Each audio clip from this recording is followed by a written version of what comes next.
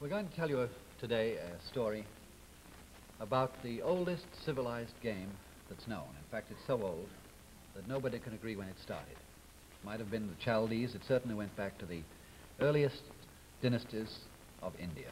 The game that has come down to us for many centuries called the royal game, the game of chess.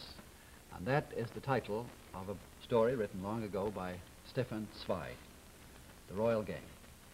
It starts for us in New York Harbor, aboard a cruise ship that is about to set off for South America.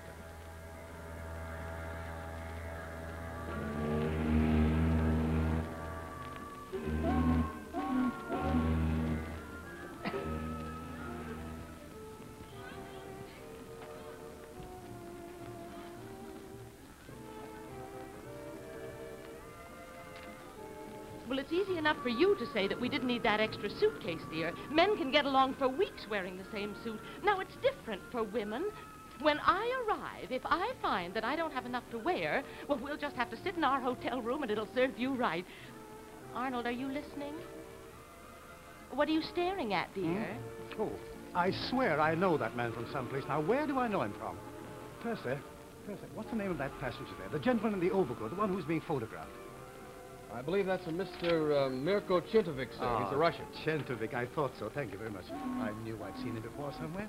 That's Chentovic, the world-famous chess player, right here on board with us. I knew I'd seen him before. I saw his picture in the paper yesterday. Well, what about it, dear? What about it? He's just the greatest chess player the world has ever known. That's what about it. You know, I've never met a chess genius before. It seems quite fascinating. Beverly! Beverly! Goodbye, dear. Goodbye. Would you mind taking your arm out of my face, please? Thank you very much. Goodbye. You're not thinking of playing chess on this trip. Now, we went into all that before, dear. It just isn't fair. Oh, don't be ridiculous, dear. Why would you want to play chess with me? I mean, gee, I would like to tell the boys back home that I talked with him, though. They'd get quite a kick out of that. Excuse me, dear. I must meet the man. Arnold, don't make any dinner dates our first night at sea, now promise. I won't, dear. Okay, dear. Excuse me, then. Excuse me. Excuse me. Oh, forgive the intrusion, Mr. Chentovic, but I'm founder of the chess club back in my hometown in Boston. And I just wanted you to know that we're all very proud to have you on board with us. And I was wondering if we couldn't organize a sort of exhibition game on board. After all, we're all going to be cooped up together for the next 12 days. And, well, I'm an amateur, you know, just play at the game as a pastime. But I would offer myself up as a sort of guinea pig for you to play the game. Oh, I'm so sorry I haven't introduced myself. My name is Shores. I have the Triangle business in Boston. American Scotch this number. He's not joining us, is he, dear? He certainly is not. Well, the man hasn't the common decency to be civil.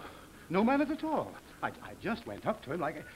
that man was downright rude to me. Well, it serves you right, dear. You know what foreigners are. The devil. I mean, how could he do a thing like this? Man, how could he dare? You know, I should have told him off. He may be a world chess genius to the rest of the world, but to me is just an ill-bred, unconscionably rude peasant. By golly, I should have told him that, shouldn't I? You always think of what to say after people have walked away, all dear. right. You always have to remind me, too, Well, don't then you? forget about it. I will forget about it. Forget it. All right.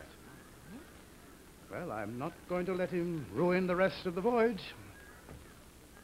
I'm going to ignore that man for the rest of the trip. That's what I'm going to do. I'm going to ignore him completely.